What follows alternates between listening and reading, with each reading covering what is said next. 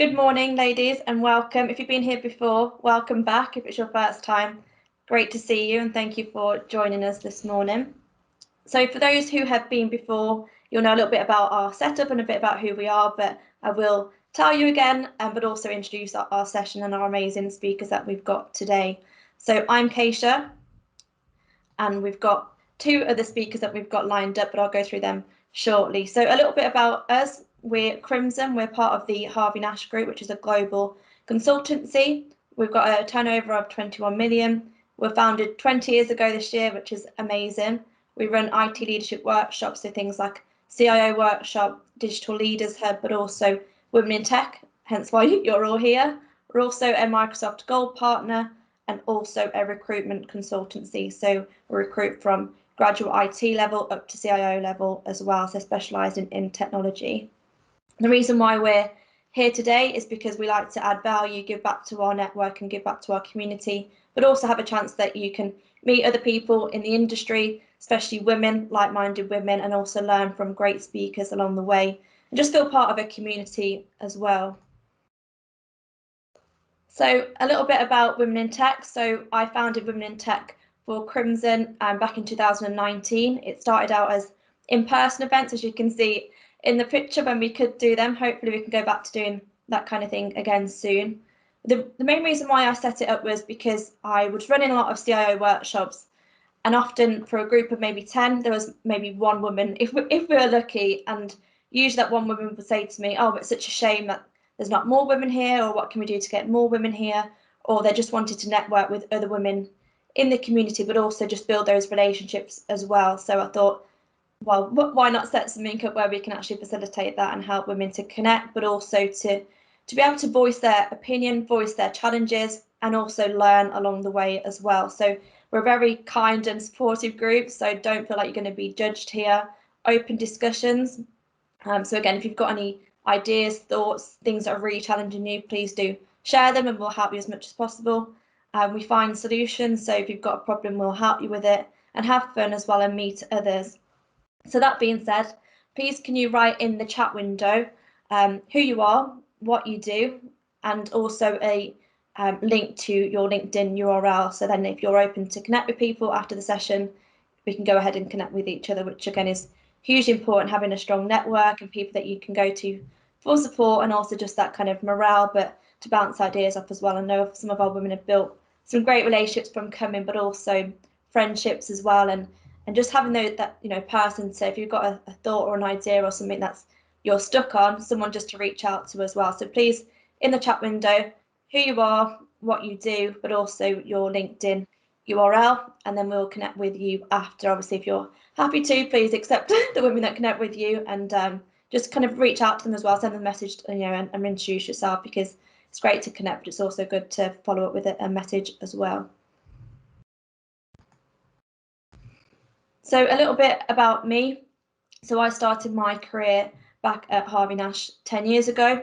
So I started on the CIO practice as a researcher, and then I quickly progressed to a lead consultant within that role. I then moved over to an internal role as resource partner at Holland & Barrett. I really enjoyed that, but I just missed the kind of agency side and actually getting out and meeting people. So I was just stuck in an office, and that's not really for me, but I really missed kind of getting out, helping people and kind of building relationships. So that's when I met Crimson, and I moved over 5.5 years ago now to set up their leadership practice for CIOs, but also to run a lot of events and workshops similar to what we're doing right now. So I enjoy traveling, obviously when we can. Hopefully I can again soon, get some sun. Fitness, so I've done like things like 5 Tough Mudders. Don't know how I'm still alive, to be honest, but we pull through. Dogs, so I've got a dog now in lockdown. I think a lot of people did. And then in kind of other than that, spending time with family, live down the road from my mum and dad, sad I know, and also like YouTube, real life documentaries, that type of thing.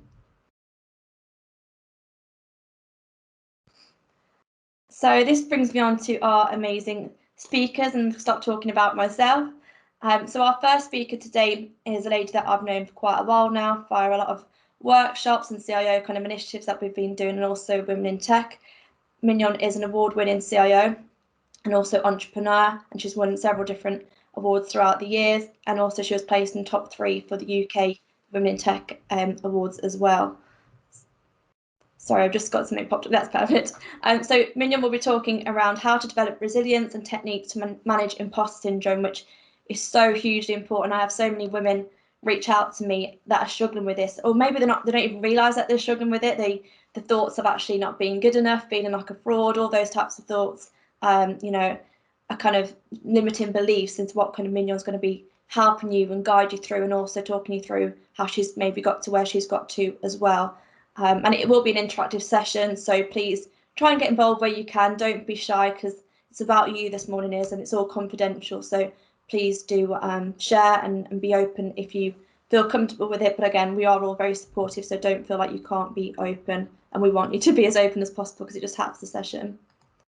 And our second amazing speaker was recommended to me by one of our lovely women at our Women in Tech community, Lily. Lily's here as well, so welcome, Lily. So Gwen actually started out her career in IT, so she actually comes from an IT background in IT management before moving into a role and career that she set up for herself as a life coach. So she's actually a Reiki master teacher and also meditation coach. So she is amazing, even having our conversations and the background that she comes from, but also the learnings and things that she's been able to give me so far is wow, hugely insightful. So just the way that she comes at it from a point of view, I won't kind of kill your thunder, Gwen, but it's an amazing way to open your eyes up, but also start to see how you can change your beliefs and that self-talk as well. So how you talk to yourself is hugely important, which I realised from Gwen in our sessions that we've had as well.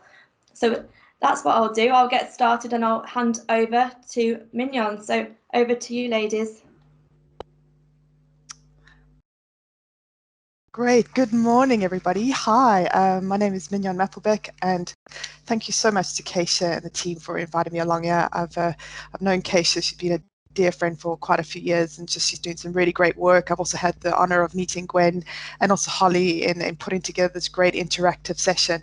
So obviously, before I sort of start the slide set, I just want to sort of give a bit of context and kind of what we've been talking about and the reason why we wanted to put the session together. So we all of us at some point have definitely had experience in self-doubt, potentially imposter syndrome, and also being the past sort of year, it's been quite a challenge with COVID. We've obviously been at home, we've had lots and lots of different pressures and worries and concerns, and I just thought it would be great for us as a ladies leadership group to kind of get together, kind of share again. Obviously lockdown started easing, and then to get some kind of key things we can potentially take away to potentially help us. As Keisha was saying, we're a really supportive group. We're really open, and we're very kind. We'd like to collaborate. So do feel free, if you're comfortable enough, to interact. There'll be some various kind of points throughout the presentation for you to kind of add your feedback and obviously to share. And obviously, if you've got any questions, just put them in the chat session, and yeah, hopefully enjoy. So I'm just going to share my screen, and we'll start from there. Great. So 2 seconds.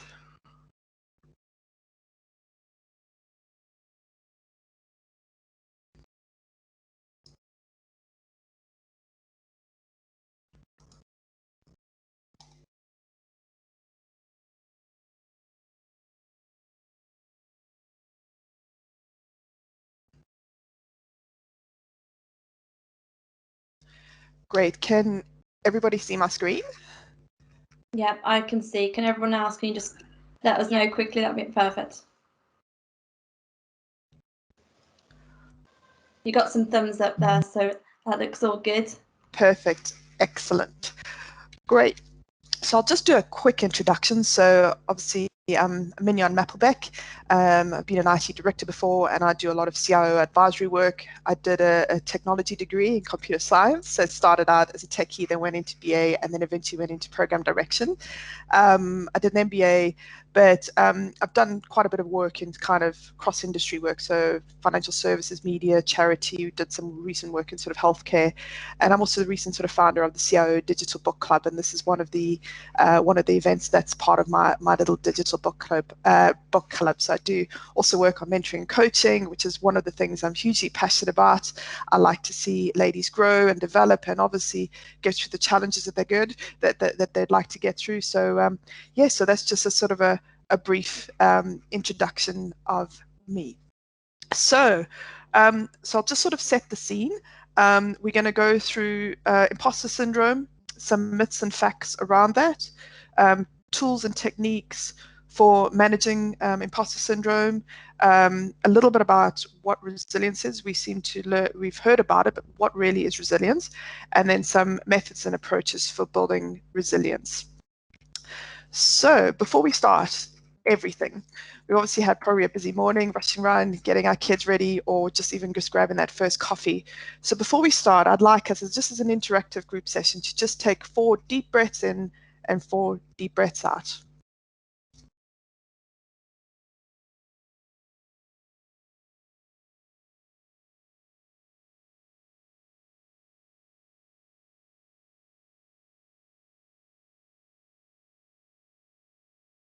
Great. Excellent. So let's start, ladies. So let's begin. So before I sort of go into all the details around some of the research around imposter syndrome, we've got a bit of a fun poll. What do you think all of these celebrities have in common? Would the team just bring up the poll? That would be great.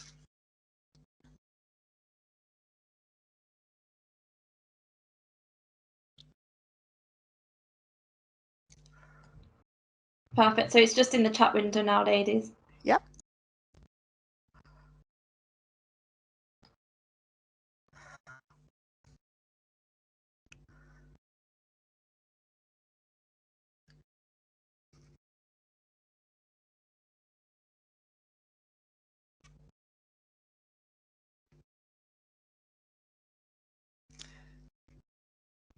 Excellent. Great. So I can see a lot of we've got somebody who submitted that all the celebrities love to bake muffins. They probably do. Love roller skating, probably a good choice. But what's obviously common, what's come through is that they've actually all experienced imposter syndrome at some point during their career. Tracy Ellis has experienced it. Kate Winslet has experienced it. Michelle Pfeiffer. We've got Tom Hanks. All at some point have had some sort of self-doubt or imposter syndrome where they felt, oh, should I be here? Should I not be here? I don't know what I should be doing. All the typical things that have typically happened, and so for us, from what I wanted to do is just sort of set the scene and sort of normalize the fact that this is really, really something that's shared by a lot of people, even people who are even the super top achievers and the big celebrities in the world. So with that said, I thought let's just start off getting some definitions, particularly dispelling some of the myths. So imposter syndrome can be defined as obviously where you doubt your abilities, where sometimes you feel like a fraud. It's a very strong word. It sometimes disproportionately affects high achieving people. They find it very difficult to accept their accomplishments. They say, oh, it can't be me. Many question that they're actually deserving of those accolades. Sometimes you feel inadequate and it persists despite evidence that you've actually succeeded. And sometimes it can be linked to perfectionism as well. It also is, you get feelings that you sometimes don't belong with some friends or colleagues or at an organization, and you feel sometimes you don't deserve those accomplishments. So it's a very, very real, very, very, very real experience, and it can be quite overwhelming. So probably where did this kind of all come around? So Dr. Pauline Clance and Dr. Suzanne Emness in the 1970s interviewed pretty much 150 highly successful women who, despite their own degrees, despite scholastic honors, despite all their high achievements and actual formal recognition, they just reported no sense of internal success and considered themselves almost as imposters. So they'd had all these lovely accomplishments, but internally they still didn't feel great about themselves. So Dr. Pauline also, as part of a research at the Oberlin College in Ohio, found that also the group of students that were full of self-doubt about their abilities and continued worrying about their successes. So particularly ones that were high achievers, they were worried, oh, am I gonna fail this next exam, or am I gonna land that presentation? And it happens even with some of the stars lately as well. Some of them have said, oh, despite doing all these kind of fantastic shows at Caesar's Palace and going out and doing all their super duper shows, they still feel nervous going onto stage. So it's a very, very normal experience.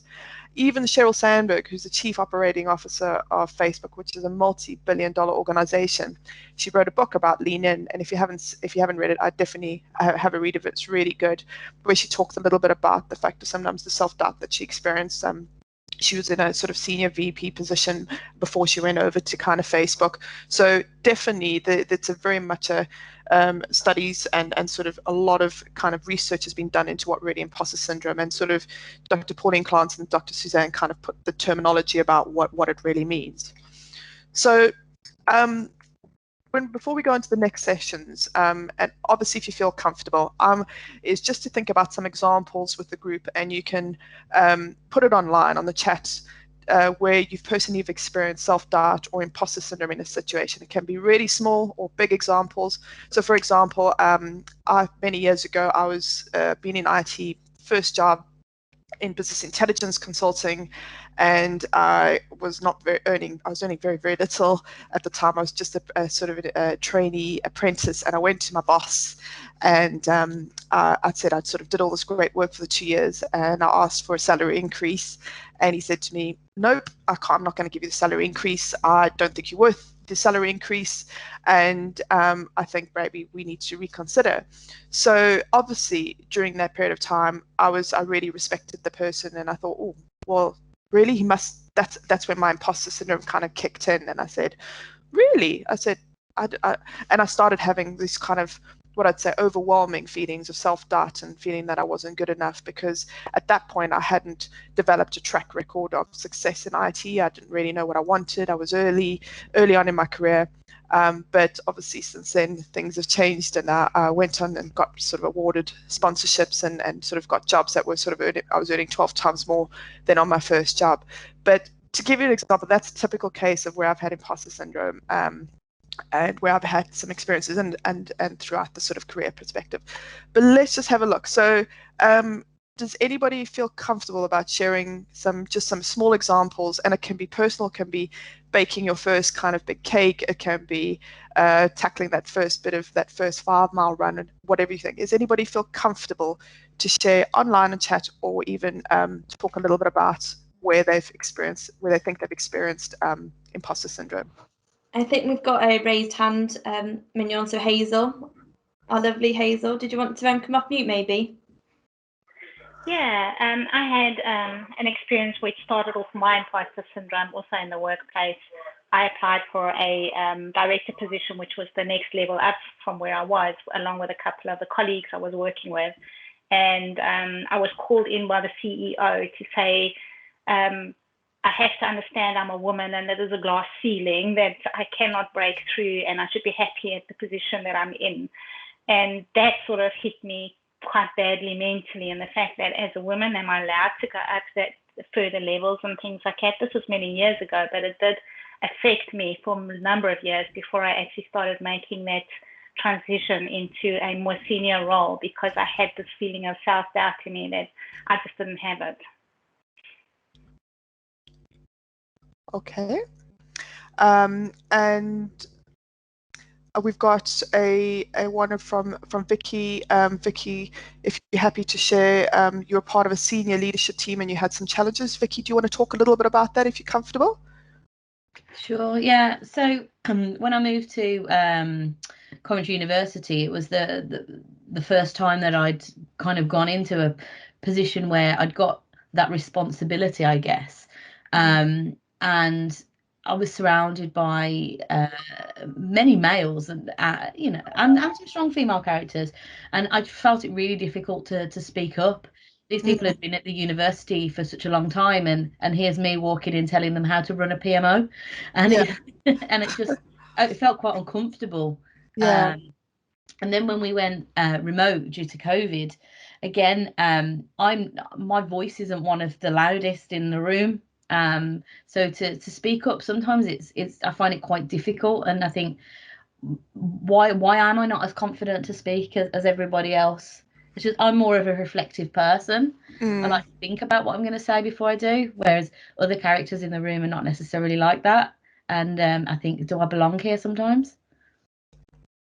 That's a really, really good, a very good example, and you're right about the fact of kind of sometimes you get that sort of doubt. You think, oh, can I do this?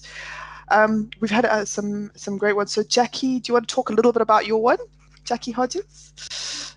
Yeah, sure. It was many years ago, in the late 1980s, early 90s. And I worked in a relatively small branch of an IT training company. The company had around about 24 different sites across the UK and Scotland. And I received a phone call one evening around about 7:30 in the evening from the MD of the company asking me to take over. They had a project manager that was running a project for British Airports Authority at Heathrow Airport, based at Heathrow Airport. I lived in Glasgow at the time. And the project manager needed holiday, and he wanted me to go in and run the project. And my first thoughts were, after I got over the initial shock of the MD phoning me at home, I didn't even know that he knew I existed. After that initial panic, I began to think, well, why me? Why is he asking me? Surely there must be lots of other people in the company more able to do it. Anyway, I bit the bullet, went down. The company that I worked for at the time were exceedingly kind to me in the sense that they said, well, we need you there for at least a month. So they found a flat for me to live in Richmond. At the end of the month, the original project manager came back from holiday, and the company who were overseeing sort of the hardware implementation said, we don't want the old project manager back, we want Jackie to stay. And again, there was sort of intense feelings of panic and thinking, well, why me? This is the first project I've ever run. I've never really done anything before. And it was quite challenging because the company I worked for kept the original project manager, but said, we're going to leave you there because the other project manager likes you, for the hardware company. And it was like, well, I found it really, really difficult to be able to speak up in meetings because there was a senior project manager for the company I work for. And it was like, what have I got that he hasn't when he's been running projects for so long? And I wouldn't say that he deliberately undermined what I had to say, but every time I said something, I felt that I needed his validation for it to be taken seriously. Oh, absolutely. And I think that's what you've talked about, Jackie, is definitely a challenge. I think we do sometimes do pick up those things. And I think sometimes it comes through, sometimes an unconscious bias. And there's been a lot of huge studies talked about the work underway to try and sort of tackle things like unconscious bias throughout organizations. But Jackie, that's an excellent example, and I think well done for getting the call from the MD. That's so exciting. What an excellent opportunity. And I know I've known Jackie as well for a few years as well. So I think it's just absolutely amazing, and your journey from that position is just fantastic. Obviously, the MD definitely saw you're quite amazing, and I think it's definitely the case for the other ladies. So we've got another one from Caroline. So Caroline, do you want to talk a little bit about your one? Where there's issues with an Outlook and a build, managers and techies disputed it. Yeah, I'm terrible with imposter syndrome. Yeah. At that stage, I worked at a different employer. I work for Crimson now, by the way, as a consultant. But at that time, I got seconded to help out with an Outlook rollout in a big international law firm. And I got seconded to a networks team, which was only males.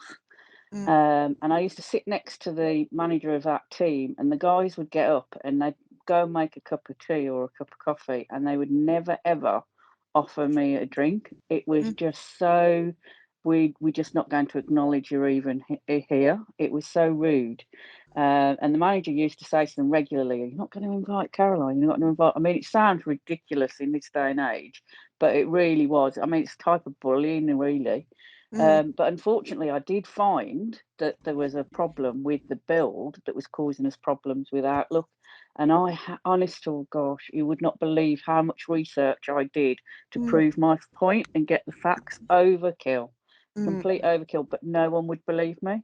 The only person that would listen to me was the regional manager from Microsoft that used to come in and visit occasionally. And he was just like, "This is amazing, all this research you've done, this is fantastic." And in the end, he says, "Would you mind coming to work with us in Reading for a couple of weeks and work with our engineers so we can look into this?" And it was an actual problem with our build and Outlook. And it was just sort of so great to have somebody, just one person, to listen to you. But even so, I am very successful in what I've done. But whenever I get introduced as, "Oh, Caroline's an expert of this or something," I absolutely cringe and think, "Oh, no, not me. Don't put me on the spot." And really, I do know what I do, but I always have self-doubt. Oh, well, that's just a great story. There's obviously, I can starting to see some really great messages coming through, and I think we can all sort of agree that we've all had this experience and sometimes continue managing it. We've got time for one more. Lydia, do you want to talk about your cycling and your swimming? Because I'm a keen cyclist as well, so let's have a quick chat. I love it. I'm going to duck my head in shame a little bit. Oh. I mean, like I said, it's something that I should be proud of. I mean, lots of people learn to swim or cycle as children, so it's something common people do. But I didn't get the opportunity to learn to swim or cycle. But when I found myself in a position, I went, "Hey, there's the water. Jump in." I did jump in, and I started to teach myself to swim, and I actually learned to cycle in a day. But what's really strange is that instead of celebrating my courage and bravery, because it is extremely difficult to do things, although they might be common, when things you learn as a child is not the same when you try to learn it as an adult. So I should be celebrating that I didn't let my fear hold me back. Instead, I kind of knock myself every time for not being as good as everybody else, for not being able to swim properly, although I've learned to swim while taking 3 kids along with me, keeping them alive and, teaching them how to swim while not knowing how to swim myself. Yeah. So I should celebrate those things, and it knocks on into my professional life as well, because I compare myself with the people around me, and I go, well, this one's had a very good education, while I didn't get an opportunity to have a good education. But still, I should say on the flip side, hey, you're working in technology. I mean, you're doing nice things, you're working on big projects, you're getting the job done. What's the problem? So I Yeah. still find myself, even though I say, well, I haven't had as much input as the people around me, but sometimes I'm outperforming those people. And I don't know why I can't celebrate that. So when I look at myself, I just say, oh, I haven't had this and it's probably not good enough. I haven't done that. And when I hear of women being CEOs and CIOs and big consultants, I just go, oh my God, will I be ever able to do that? Because we don't share the same background. So I just feel, oh, that's never going to be me. But realistically, I have the skills, so I just don't know why. I just keep going, okay, this can't be you. You're not supposed to be here, and you're better off just somewhere in the corner, just, being quiet. Well, I mean, thank you so much for sharing your story. It's interesting you talk about swimming as well, because when I was a kid, I was so scared of water. I used to be so scared. I didn't learn how to swim until much later. So when we first started school swimming, because I lived in a very warm country, we did regular swimming, and I felt so scared. But I think the fact that you've taken the next steps to kind of even sort of try and build some confidence in cycling and swimming, and then helping others, I think is just amazing. I mean, we've had some, I just think it's great. And I think part of these group activities that we do is to kind of share and then work out some strategies about how we can help kind of do that. And I know Gwen has got some great stuff to talk about as well as part of the following up session. So thank you so much, everybody. I think it's great. We really love the fact that you've enjoyed and got involved. I've got feedback from Kim as well. I've got feedback from Andrea. Thanks so much, lady. I think this is great, and feel free to also connect with each other afterwards as well if you want to have some shared experiences, as well as myself as well. I'll give you some details as well around that. Great.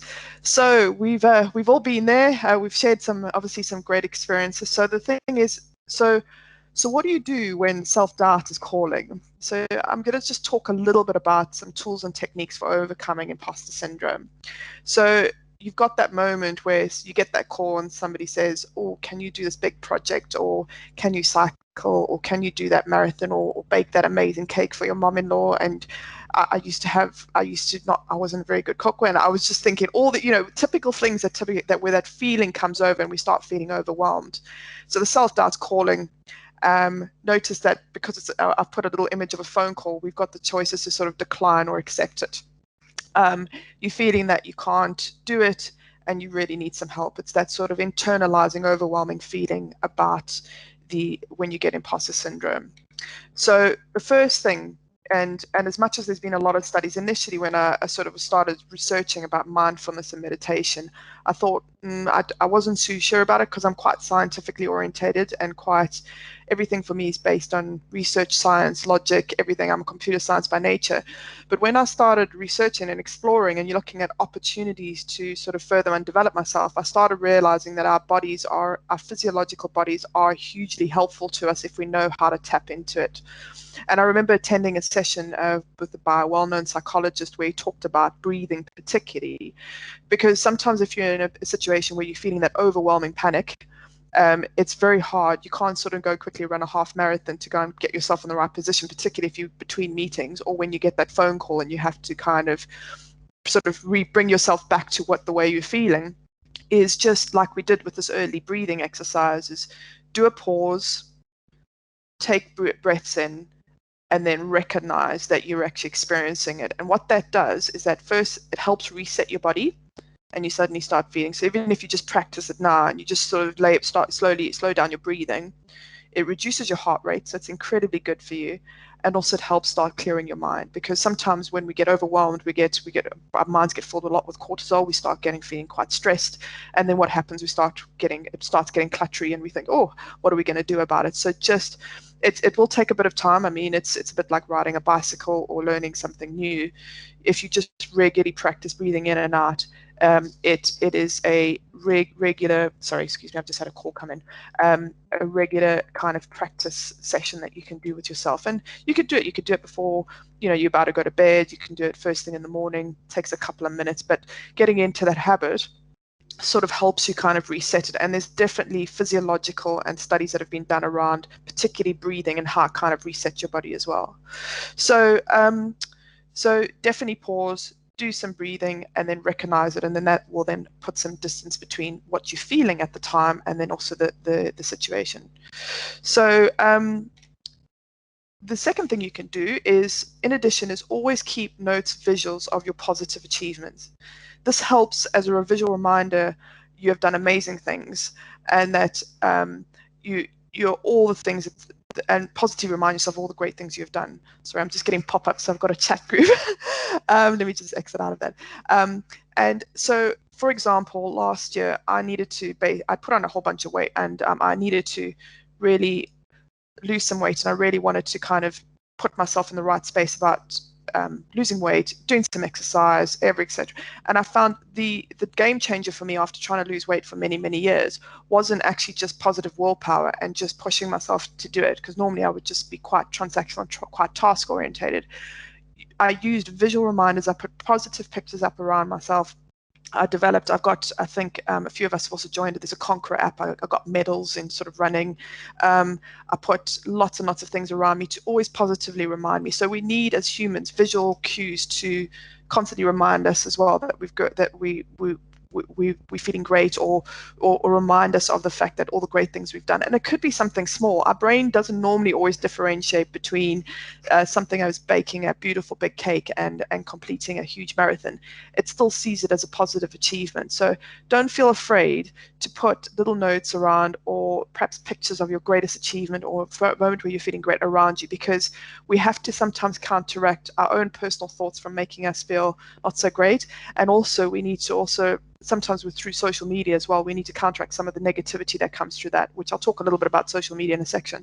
So just whatever makes you feel comfortable. I mean, I'll quickly show you at the moment, but I've got a little Calm sort of little thing that I bought. I don't know where I got it. I think I got it like a little haberdashery or something like that. It's a little plaque that I put up that reminds me to keep calm. So don't feel afraid to sort of change those, or to do something similar to kind of help you get some sort of support in the visual reminders. So there's other suggestions. So do a quick walk, breath of fresh air to get the blood flowing, micro breaks before you tackle a challenging task to reset yourself, especially when things are feeling overwhelming. Keep 2 to 3 things that you think are great about yourself in your memory banks to remind yourself you're amazing. We sometimes have to practice at reminding ourselves we are. It takes practice to remind ourselves that we're actually pretty good at what we do. Then as a group exercise, what I want us to do is just think of 2 to 3 things that you really make you feel great about yourself, and keep that close for the duration of the next half of the session. So for the moment, before we go into resilience, just take a breath. And now you've thought about all the things that really made you feel quite overwhelming. Think about things in yourself that is really, really, that you feel great about. So it could be anything around, I sort of cycled two miles on Saturday. I felt really good about it. Or I nailed that presentation yesterday. Or I really made my kids proud because we did a great project together. It could be anything. It could be personal, it could be professional. And just keep those in your memory banks, and just think about those a little bit for the moment. So, right. So building resilience. As we start to build the strong foundations of self-confidence into our daily routines, putting a resilient structure in place to deal with setbacks is absolutely key. So we've got our self-confidence, but what do we do particularly when our resilience is not at its best? So, and how do we actually build resilience? So I thought what we'll do is I'll start with a bit of a definition around resilience. So basically, resilience is an ability to recover from or just easily to a misfortune or change. So it's a bit like when things happen, things don't kind of completely kind of disappear. We're able to bend, we're able to kind of deal with the challenge that comes our way. So coupled with the fact of the confidence and the ability to build resilience, those are kind of 2 key tools when it comes to kind of, I would say, part of kind of your self-development. So it's really that ability to recover from or adjust to the specific change, because one of the things we can't do is sometimes we can't control the things that happen in our lives. So just some encouraging notes is we can't control events that happen outside of our control. Nature, as an example, when birds are flying, because I love birds, they cannot always anticipate wind change or speed, but adjust their flying at the time to deal with the change. It takes a bit of practice. So I tend to, as mentioned, even although I'm quite a logical and scientific person, I do take cues and lessons from nature and things that are outside necessarily a working environment. I'll often watch birds and see how they react to wind and how they change. You see flowers, you see bumblebees, all those sorts of things. And maybe I'm just a bit biased because I love cute little animals, and I thought these little duck pictures would all make us feel better. So just have a think about it. Realize that actually it is very natural for things to happen to us, and it's just how we react to them to sort of change our direction or to change the wind or to try and sort of deal with some of those circumstances. So, but it does take practice. So here are some methods and approach to building resilience. So first of all, try not to internalize the failures. Contextualize the setbacks as part of an opportunity for growth. This goes hand in hand with managing self-doubt and a growth mindset. So build a plan for your goals and be prepared to flex and change if circumstances change. And then develop some self-compassion. Now, it's really important about self-compassion because often when we have that moment where we sort of beat ourselves up about not achieving what we need to do, we've got to almost be our best friends. So self-compassion involves recognizing when we're stressed. So that's that sort of awareness piece which I talked about, which is taking those deep breaths in. So you're making aware of it. It allows you to put a bit of distance between yourself and the emotion, because obviously our thoughts can then become sort of emotions, and then it can become feelings. Just put a bit of distance on that, and then you can do it sort of on the fly. Think about self-kindness. So really, instead of giving ourselves constantly being self-critical of ourselves, just be kind of kind, like we would do with a friend and to each other, to others. Be equivalent to being quite kind to ourselves. And then also realize that we're not alone. Honestly, ladies, the fact that you've joined this meeting and the fact that you want to be part of this group means we're not alone. We're all connected. We've all experienced these things. And I think it's really, really key that we connect as groups of ladies to kind of support each other as well. So just realize, first of all, you're not alone. I mean, for me, what a significant game changer, and I'll give you a recent example. So I'm in my 40s. And there's been a lot of kind of, it's really quite challenging. I found personally in my 40s to get really fit and lose weight. And this is a personal example. And I was quite sort of sporty in my 20s. And then in my 30s, I'd picked up a kind of good cut, a couple of stone. And when I sort of tried to lose weight, I thought, well, I used to kind of be quite harsh on myself when I never lost the pounds that I wanted to, or I never completed the tasks that I wanted to. And the game changer for me wasn't because of my own personal self-discipline. It wasn't because I wasn't willing to do it. It was self-compassion and the visual reminders of all the great things. So self-compassion was the biggest thing. So it stopped me kind of getting those feelings of overwhelming that I didn't lose, or if, for example, I didn't make progress that week. I never went, oh, well, I can't do it. I'll never be able to do it. I actually said, no, actually, Mignon, you've done a cracking job. You've lost 5 pounds so far. Just keep going. So it's those sort of self-talk kind of as part of our growth mindset that we really need to cultivate as humans. And we can. I've definitely found that as a human, even though as I say, I'm considered in my 40s, I have been able to learn. I have been able to significantly change the way my mind works in my 40s, despite trying for 10 years. In realities, I'd hit another roadblock with this imposter syndrome when I was trying to lose weight, because I hadn't been able to lose it for about quite a few years. And then it just sort of changed. It came together. I was a lot more positive about myself, and felt and gave myself a lot of self-compassion. So, and there's been quite a lot of research done on self-compassion. So do feel free to sort of talk a little bit about that. Other some methods and approaches. So exercise that you enjoy is important for building resilience. Strong body, strong mind, very, very key. Exercise is great for building, for sort of increasing blood flow to the brain. I really want to encourage this where possible. Get proper sleep, ladies, to recharge your batteries. Healthy eating helps a huge amount, because they all kind of, everything works in synergy. It's not just in itself about just having a positive mindset and being self-disciplined. It's about actually all the things that support us. So get some hobbies going that are outside of work to provide balance, and be a discerning social media user. Put that phone away. Don't underestimate how much social media can have an impact on us. So if you come off a social media channel or an article that makes you feel worse than when you went in, I would really not be going onto that channel. So it's things that we've got to counteract.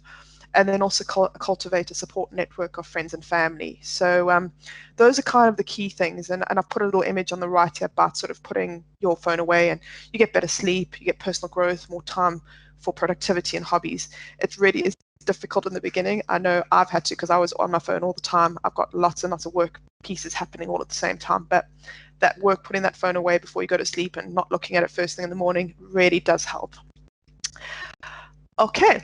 And then how can we better support women in the workplace around self-confidence and resilience? So these are things that we can do. So foster an inclusive environment to access multiple viewpoints, work and leadership styles. As much as we as ladies can do stuff for ourselves, I think we can also help influence our workplace environments to sort of do some better things around self-confidence and resilience. Create the support structures and groups in the workplaces, virtual coffee mornings, mentoring, masterclasses, and just support each other.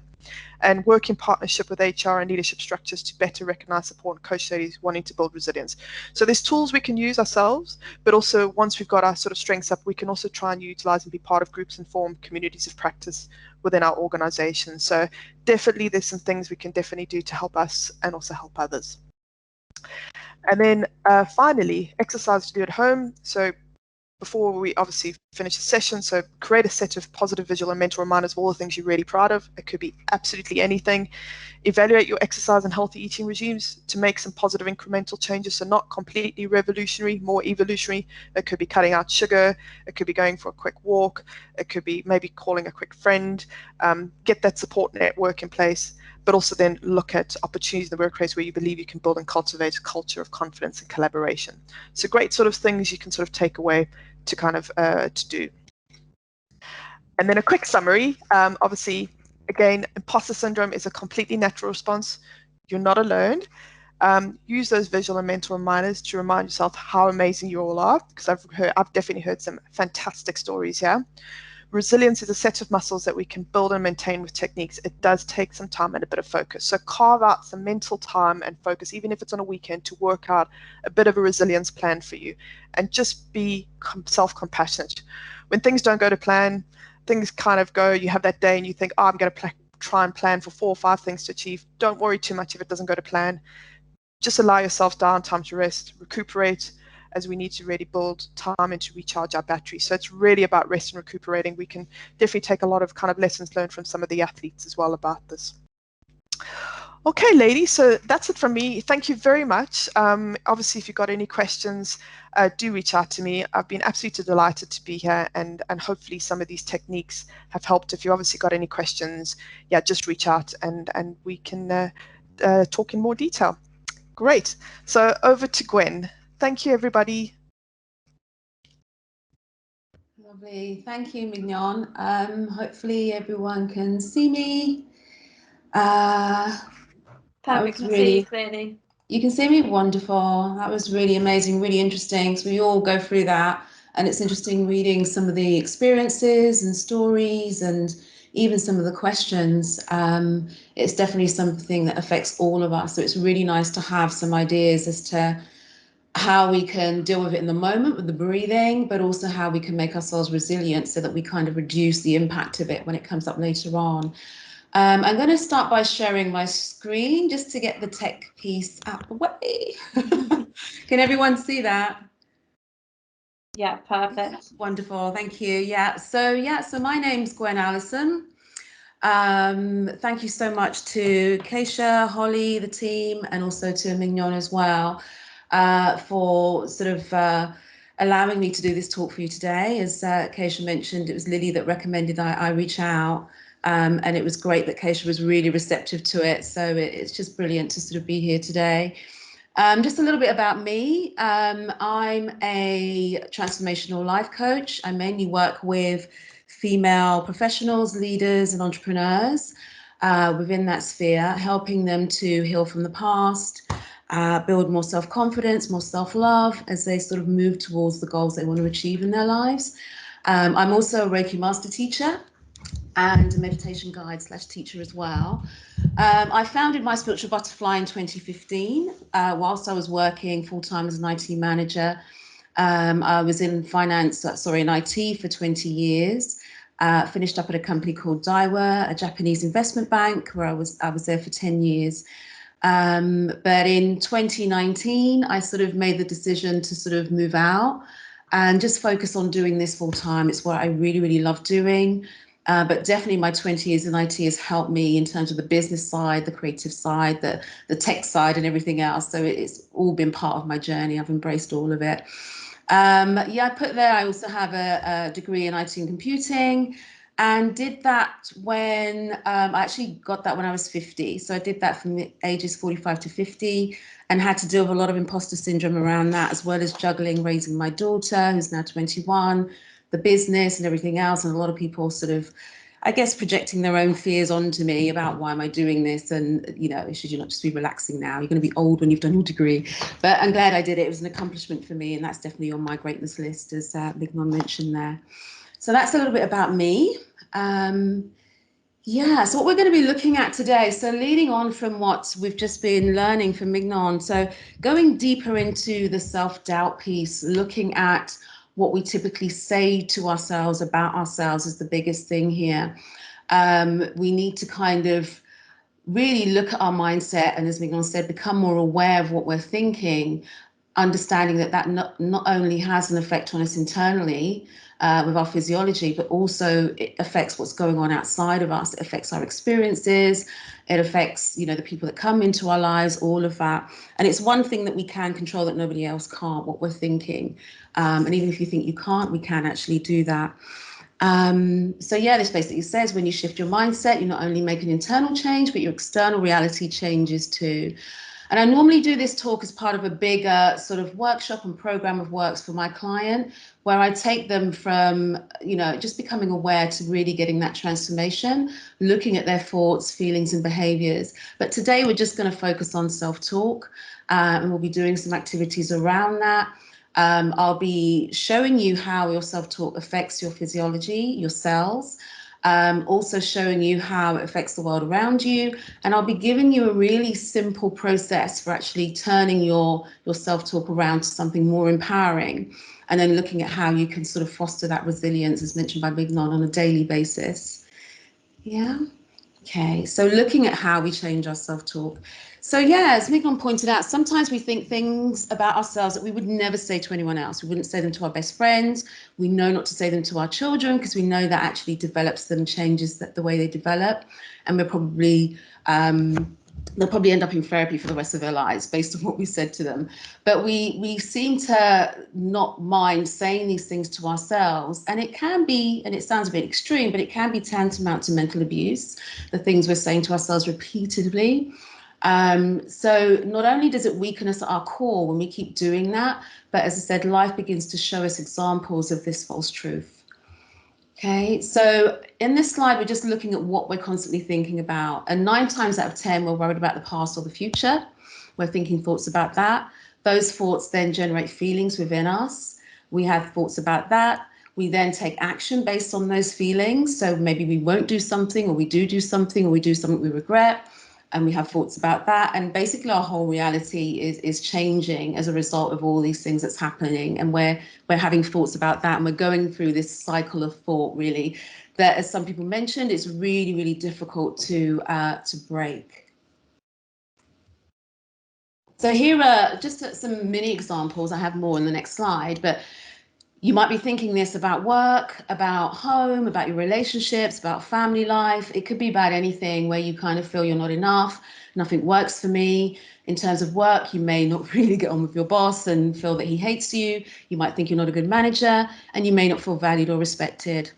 And I know I've definitely felt these things during my time at work, where under various managers, I've felt this way, and it's actually caused anxiety in me and things like that. So here are some more examples of some disempowering self-talk that we might have. So I can't do this, I'm not good at this, I'm not a good person, I shouldn't feel this way, I'm so stupid, I'm not attractive enough, others are better than me, they won't like me, they won't listen to me, I always mess things up, I have to get things right, what if things go wrong, I'm not enough. So all of these, if we're thinking them repeatedly, it will start to have an effect, as I said, on our bodies and our life. So what I'd like you to do, you haven't got this worksheet, so don't panic. It wasn't meant to be anywhere. But if you've got a piece of paper or a notebook or a journal, if you can divide one page into 2, just draw a line down the middle. And on one side, I'd just like you to write 5 of your most common disempowering thoughts that you think about yourself on a daily basis. So it could be what you say to yourself first thing in the morning when you wake up. What do you say to yourself when you're looking in the mirror? What do you say to yourself when you make a mistake? What's going on in your mind when you're at work or in a big meeting or have to do a presentation? So just think of 5. If you can only think of 1 or 2, happy days, it's wonderful, but no more than 5, just for this exercise, because we do eventually want to look at how we transform those. So just take a minute. You can share in the chat as well. I'm looking at the chat on my mobile phone, so I can do that. So if you want to share one or two of those thoughts that you typically think most days, literally comes into your mind most days, then do share in the chat. It'd be good to sort of see them. It may be some of the ones that I've expressed before here. But yeah, I'm not seeing anything come up in the chat, so maybe you don't have any, but maybe you're writing them down. Yeah, they're smarter than me. Yeah, that's a common one in IT. Where I work, there was 150 people in IT, and only a handful of us were women. So that came up so much. Don't look confident. I might look silly. That's a big one, stopping us from really being authentic and saying what we think. I'm not good enough is a really common one as well. Thank you, Sarah. Thank you, Lauren. Thanks, Vicky, for that. Thanks, Sarah. And Lily, I'm not clever enough. Yeah, Ria, others are better than me. Sarah, I don't know what I'm talking about. Andrea, I'm being judged by what I say and do. Definitely. Hazel, what am I missing? Happens a lot in tech for me. Abby, I'm going to say something stupid. Rachel, I don't look professional enough for self-image. Why should I think I'm right? That's coming from Shoba. Yeah, so there's quite a few there. So it's important really that we kind of understand how to sort of transform those. As Mignon said, the first step is to become aware of them. And even just from this talk today, and you walking around all today and all this week, you will be very aware of what you're thinking about yourself, to yourself. So yeah, the first step in understanding how to transform this really is to understand that everything is energy. And this isn't woo-woo talk, this is actual science. So our thoughts, our words, our feelings are all electromagnetic energy. So they not only affect our body, but they also radiate out into our external world and affect our reality. Yeah. So we all have surrounding us, we all have a biofield, an electromagnetic field. And this again isn't woo-woo, this is science. The word or the phrase biofield was coined by scientists in the 90s to explain the energy that surrounds all living things and permeates all living things. In the spiritual world, it's probably called an aura. In various modalities, it's called chi, prana, ki, life force, it's that kind of thing. But what it's highlighting is that what we predominantly think creates a feeling within us, and that's kind of radiating out beyond us. When they used the machine to measure the electromagnetic field of the heart, which has the strongest electromagnetic field of all organs in our body, it went out 12 feet beyond us. And that's only because the machine went out 12 feet. It probably goes out a lot further than that. But this is showing you, this is called a torus field, that kind of donut shape. This is what's radiating out from us all the time. And we're constantly exchanging information with each other, with our surroundings, with our environment. The Earth also has a torus field around it, an electromagnetic field around it, which is monitored by NASA daily. You can go to the website and just see how the field is doing.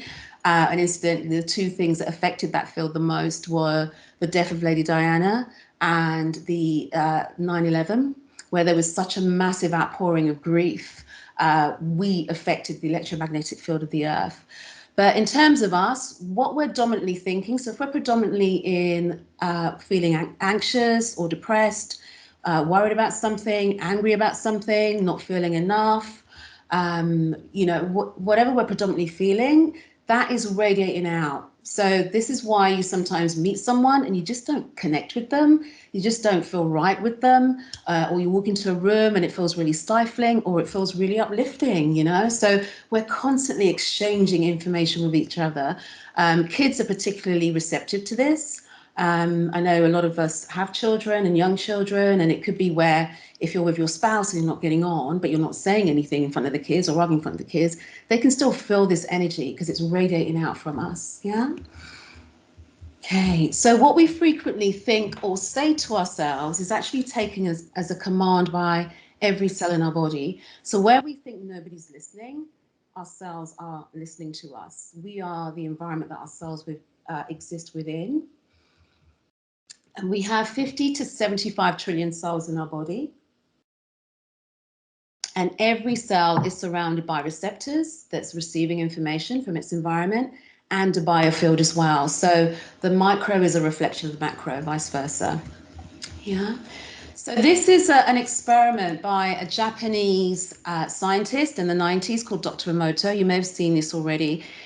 He did masses of experiments on water, exposing them to different variables, different things, different environments, different words. Then he would freeze the water and look at the water molecules under a microscope. And this is kind of a small sample of what he found. There's more on the internet. So you can see here, thank you, wisdom, truth, eternal, angels, I love you, peace. They look beautiful. We have really lovely geometric shapes here, like snowflakes, really nice to look at. The geometric shape itself, the scientists believe, contain information, almost like a QR code or a barcode. But you can see it's really nice. The water molecules have transmuted into something really, really beautiful.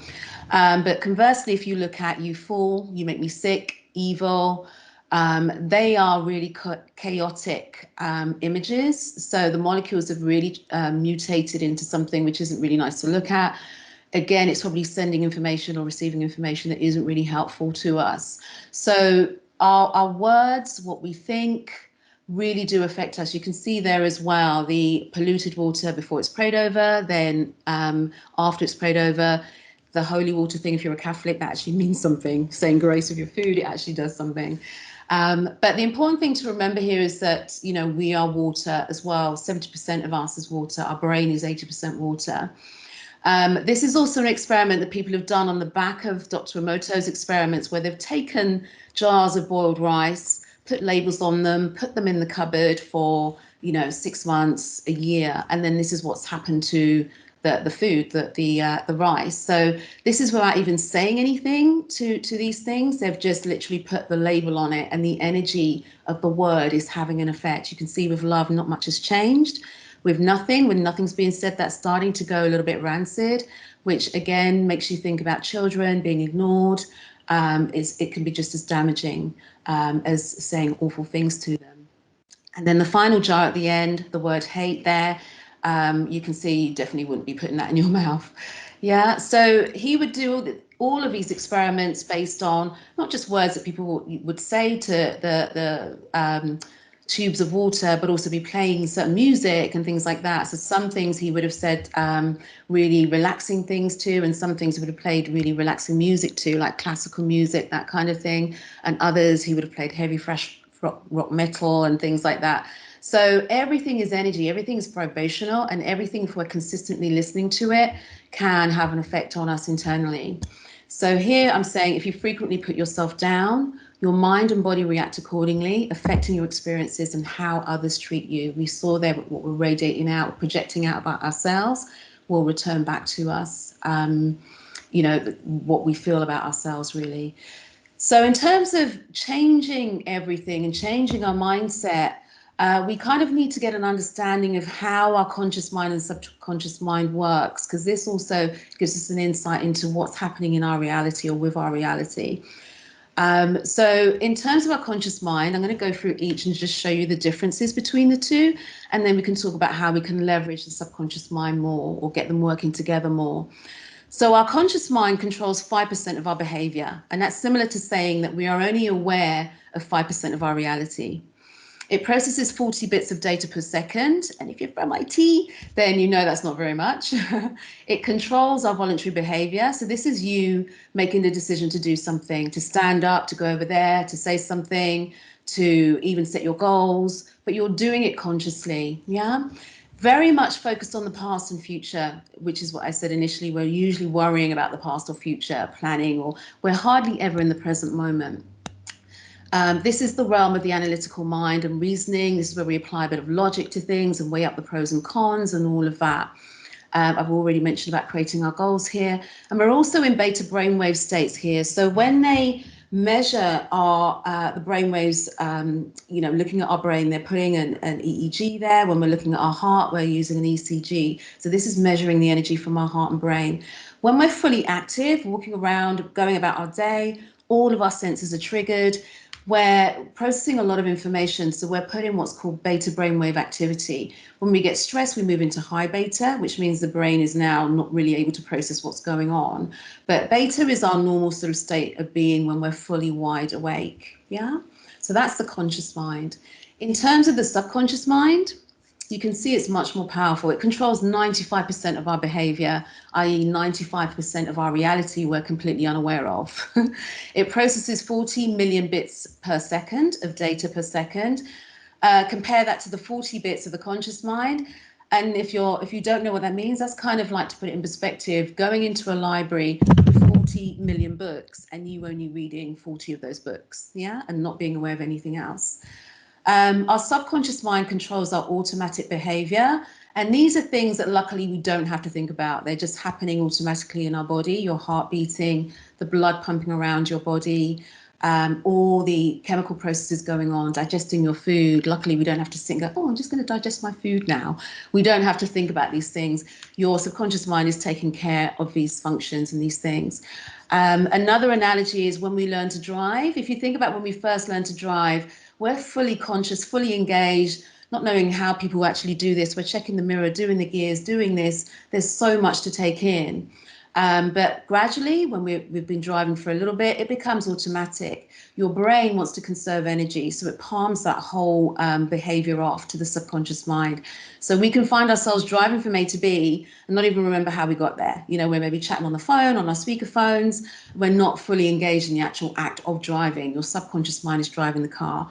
If you think about a password, how many times have you said, oh, I can't remember my password, I have to type it to remember it, or my PIN, I have to type it to remember it. That's because your subconscious mind has taken over that behavior. The subconscious mind is very much based on the present moment, the now. It isn't concerned with past or future. Anything you're feeling, and you're feeling it strongly, it thinks it's happening now. Anything you're worried about, which is a type of visualization about something you really, really don't want to happen, it thinks it's happening now. And it will trigger all the physiological responses that Mignon mentioned, your heartbeat racing, your blood pressure rising, all of those things, you know, the feeling you get in your tummy start happening now, but we're triggering it just from a thought. Your subconscious mind also likes the facts and truth. So it's not into the analytical thing that your conscious mind is doing. It's not doing any reasoning. It's just about facts. This is true. This is happening. And if you believe it, if you keep saying it, it believes it's true.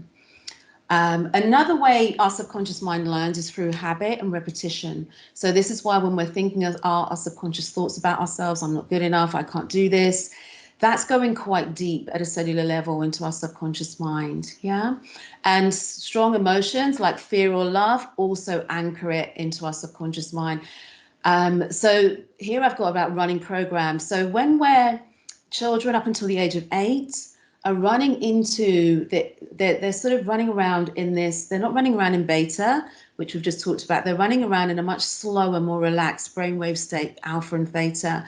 And that's like them being a sponge, just everything that's being said to them, shown to them, taught to them by whoever, their family, friends, what they see on TV, they're soaking that up without a filter. Yeah, so they learn really, really quickly, children. As we know, they can play the piano at 5, speak different languages at 5. But all of these things and all of their experiences are being held almost like programs in their body, in their memory bank, by the subconscious mind, ready to come up. So say, for example, if you were in school and your teacher got you to stand up in front of the class and make a speech and everyone laughed at you and the teacher ridiculed you and didn't support you, then flick forward 20 years later, 30 years later, when you've got to stand up and do a presentation, your subconscious mind will bring up that program. So remember that time you tried to do that and all the fears come up. You may not even remember the original event, but your subconscious mind does. It's got a huge memory. But what it's trying to do there is not sabotage you. It's actually trying to protect you because its role is to keep you alive. Yeah, to stop you from getting hurt or dying. That's all it's worried about. It doesn't like the unknown. It doesn't like you doing anything different because it can't see the lay of the land and what's ahead. It hasn't got any files on that, what's going on. So we have this fear come up, this doubt come up when we're trying to do something new. But one of the ways to, I guess, soothe our subconscious mind and ourselves inadvertently is by moving into alpha theta brainwave states. And these are much slower than alpha theta. This is where We become more relaxed just before we fall asleep and go into deep sleep. Just as we wake up, we move into alpha theta. When we're meditating, we move into alpha theta. Hypnotists also work in the alpha realm as well, because this is where the subconscious mind is more receptive to change. It's more susceptible to change. Yeah, so that's important to know for a little bit later, and also reflecting what Mignon said as well. But it's just understanding the difference between the subconscious and conscious mind. And we really want to be able to consciously try and control some aspects that the subconscious mind will just run away with and bring all those fears up. We want to have a sort of conscious way to leverage the power of the conscious mind, the subconscious mind.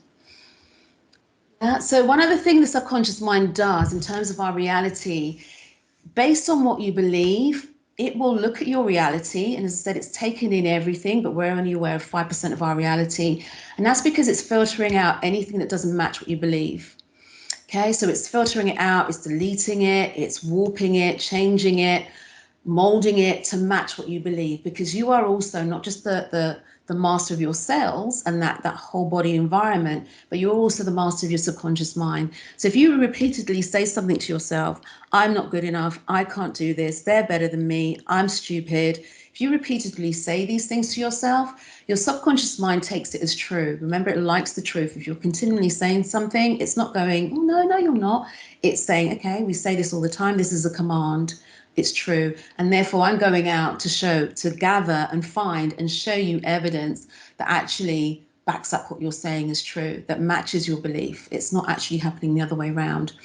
And we have a part of our brain called the reticular activating system that literally does this. So it goes out, and if we decide that we want to see lots of green cars today, we'll go out and we'll see lots of green cars. Not necessarily because they weren't there, but we were just not really aware of them. So that's what your subconscious mind is doing. So we talked about learning through habit, and repeating a thought often enough, our brain creates neural pathways as well in the brain, which quickly fire that thought and related emotion. So we create permanent pathways in the brain that trigger that thought more easily than the positive thought. Okay. Sorry, I just need to just say something to the ladies in the chat. There's just some tech issues. Some people are being kicked out of the chat, so apologies for that. I've not pressed anything. So if you are struggling, if you can dial in via mobile or something so you have access to the chat window, that's the way around it. Or just raise your hand at appropriate times. But apologies for that. I'm not sure. Okay, thank you. Happening. Yeah, okay. I'm going to try and speed up. I'm realising. No, it's fine. It's we've got until 10 anyway, so we've got another 10-15 minutes. Lovely. Okay. Yeah. So yeah, we just need to be able to form a new habit by consciously noticing, as Megan said, becoming aware of our negative self-talk and replacing it with more supportive, soothing thoughts. So we can create new neural pathways, new patterns of behavior.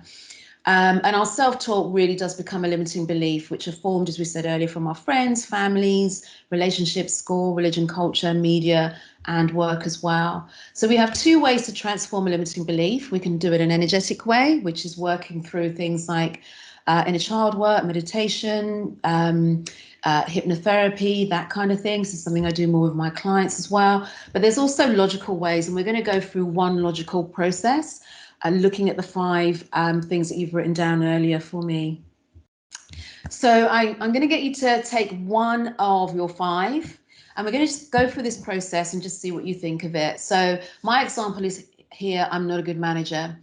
And the first thing you'll do is say, okay, what is this belief stopping me from doing? You know, maybe it's stopping me from delegating because I want to kind of keep all the power. I'm feeling maybe fearful about it.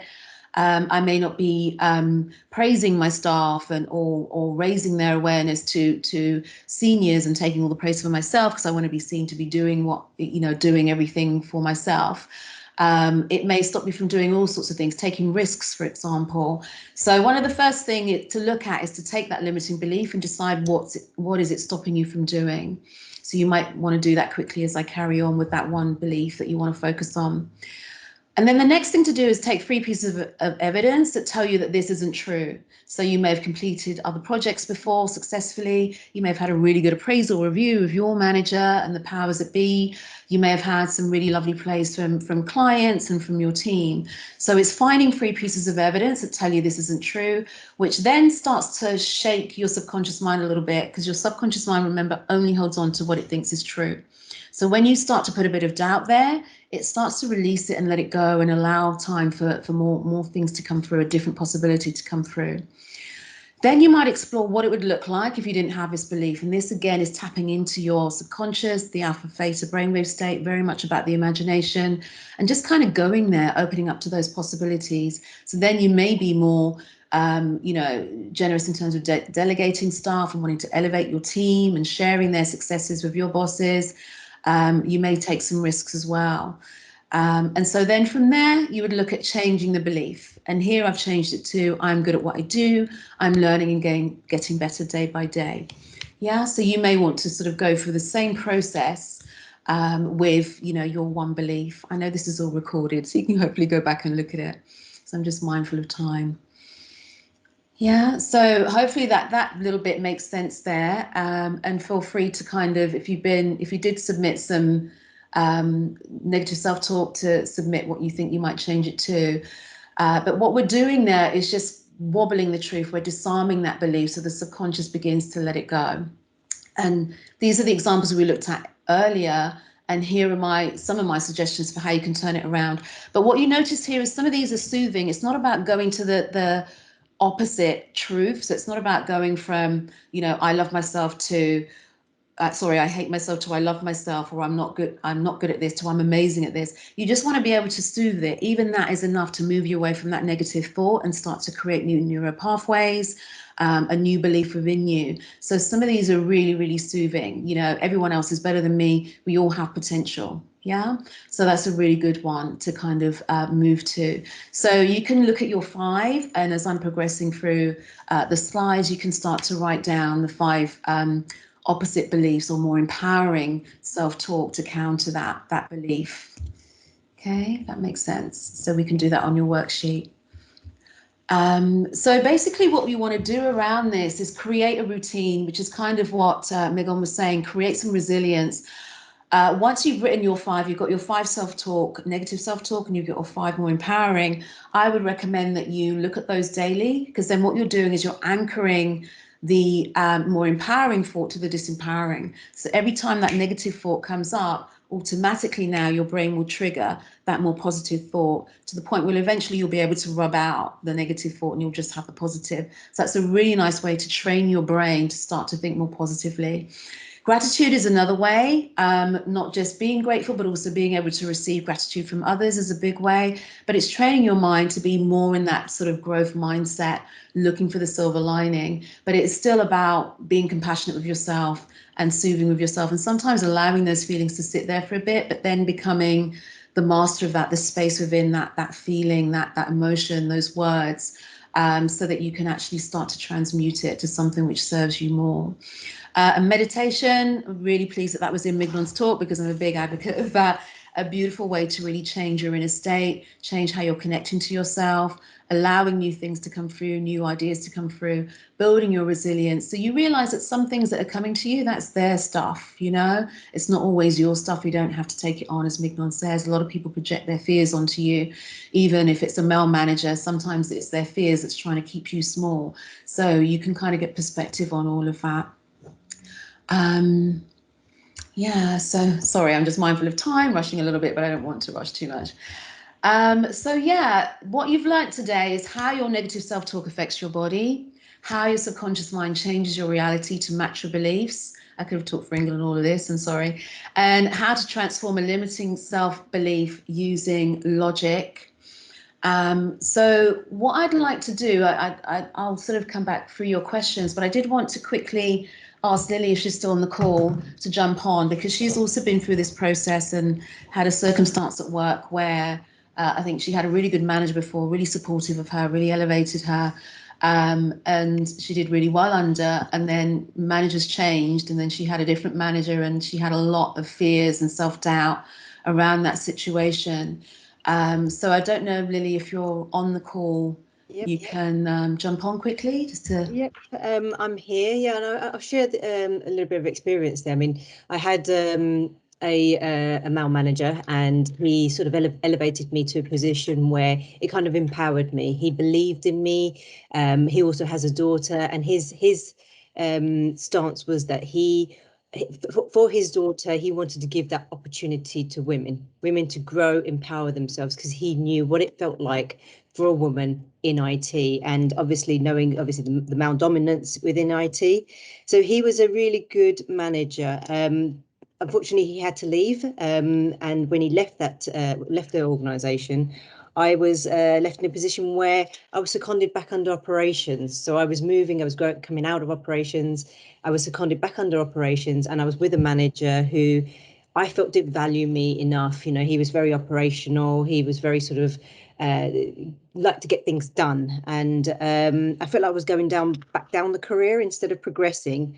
And then I was on a course with Gwen. And during that course, she provided me some tools to take me on a journey from that level of, where I felt empowered, then I felt disempowered, and to get myself back up there again. And a couple of the key things was that I'm valued and respected. And I said that to myself every day. I'm valued and respected by my manager, my colleagues, and my suppliers, and everybody around me. And that, just saying that, it kind of transformed my belief. And the goal that I previously wanted to get to when I was with the previous manager who empowered me, I suddenly started to gear towards that goal, and I'm there now. I'm in a new role. I'm in a product owner role, and I'm back where I was, wanting to go in my career, and it was just changing those beliefs that I had, which I, gradually limited myself. And sort of transformed the way I thought into gearing towards the goal that I wanted to go towards. So yeah, and thankful to Gwen, she transformed that for me. Oh, brilliant. Thank you, Lily. Yeah, thank you for sharing that. But it's something we all go through, particularly in the industry we're working in, or the sector. So yeah, did anyone else, I don't know if we've got time for questions, I'm so sorry, but does anyone else have any questions, or did they have a belief that they're struggling to transform? Yeah, we have time up episode for one or two, and then as long as I've got a couple of minutes to wrap up, then that's fine. Yeah, sure. Maybe just take one question. Yeah, perfect. But there was a comment from Kim. So we need to acknowledge the feeling, say hello to it, then say goodbye to it. Letting it pass through us. Simple, sounds so simple, but it's a heck of a lot of work. Yeah, which is true, and it is a constant thing. But I think when the resilience piece is a big piece, because when you're able to do something daily, change your routine, you're then able to create new habits of thought, new feelings of thought that counteract the negative. That becomes your new state of being, your new way of, your new kind of go-to way of being. And gradually it does change, as we've all kind of, what Mignon has testified to, Lily's testified to, I can also testify to. But it does take work, because we've had decades of thinking the other way. So you do need to really take time to invest that whether it's daily, twice a day, whether it's meditation or reading something or journaling, just to kind of build your self-worth, your resilience. The greatness list is a brilliant way. I get my clients to do a similar thing as well, where you're looking at all the things that you've achieved in life, but going beyond that, the things you've also overcome. So you know you can do hard things. So yeah, it's just putting it into practice so it becomes a habit. I think there's a raised hand. Lauren? Yeah, that's me. Perfect. I think we can all safe to say we've got quite a few negative things that we say to ourselves. So would you say the best approach is to maybe focus on one and use these exercises and focus on one at a time, because it can be quite overwhelming? Or is it okay to work on multiple? I just wondered if you had any advice on that. Yeah, I mean, if you've heard of affirmations, you can do a group of them that tackle most of them. So you might have 10 positive statements that counteract all the statements. You might find there's one limiting belief that you change that is almost like a key for everything else, and it triggers the change in everything else. It unlocks everything else for you. But once you become mindful of your thoughts, and as I said, you're going to do that as you're walking around today, and you start to soothe, you will find it gets easier and easier. But you may find there's one that you might want to go a bit deeper with. That logical process helps. You may need to go even a bit deeper and work with someone around it to go back to its origins. But it's just starting the process. Yeah, you don't want to be overwhelmed with loads and loads and loads, but I've had clients who've had an A4 page of fears, and then by the end of their processes with me, they've just got one left. So some things can run a lot deeper. But if it's more like a chatter, you know, and it's soothing, it's becoming conscious of it and soothing those thoughts. And yeah, but if there's one you want to focus on, you can do, or you can have a list of thoughts that you read every day. So I've given you 5. I've told you to look at 5. You could look at 10 and read those every day. So it starts to implant itself. I might do some journaling to get to that one then. Yeah. Thank you. I mean, Lauren, if it is of any help, I mean, I can sort of understand sometimes overwhelming, and one of the differentiators from my own personal experiences is reducing the amount, because you sort of try and tackle 3 or 4 goals all the time. It can be overwhelming, and just focusing on 1 or 2 to key will give you the confidence, and once you tackle that, then you go to the next one. I just found simplifying it and actually definitely carving out time, like you would plan a project, like you would plan a new project at home, whether it's doing your garden. It's the same thing. It's about cultivating your own little garden, planting those little beautiful flowers. You know, it all starts. It starts with that little flower, and you can choose a tulip, you can choose peonies. I love tulips and peonies, but start with that little one. Oh, brilliant. Well, thank you. Please, ladies, help me with saying thank you to both of our amazing speakers, Mignon and Gwen. That was super, super insightful for me, and hopefully for everyone else here. Really, really helped. And I think for me, trying to create communities that we can support each other, but a safe place to come to, that, you know, everyone's in roles where it might be high pressure. We've got a lot to do, but just having this group and a community of women to learn from, to be inspired by, loving it. So thank you so much to our speakers. That's my first ask. Please connect with us, our speakers, Mignon and Gwen. Reach out to them, and yeah, please, let's help support each other. So I've got a couple of things. Please don't go until I just let you know what's coming up next. So we will be sending out a feedback form.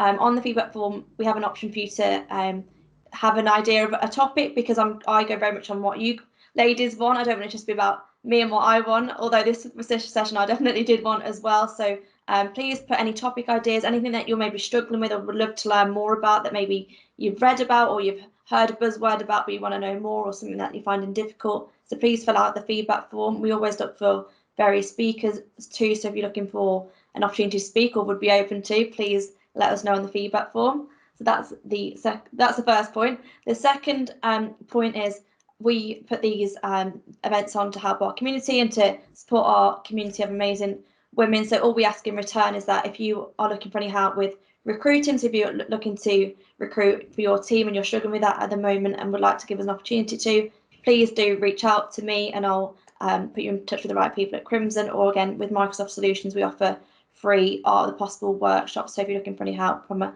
Microsoft point of view, please just give us an opportunity to kind of prove ourselves. That would be appreciated. And the third is our next session, which is coming up the end of next month. Will be all around building a growth mindset and goal setting for success. So Hazel, I'm not sure if you're still here.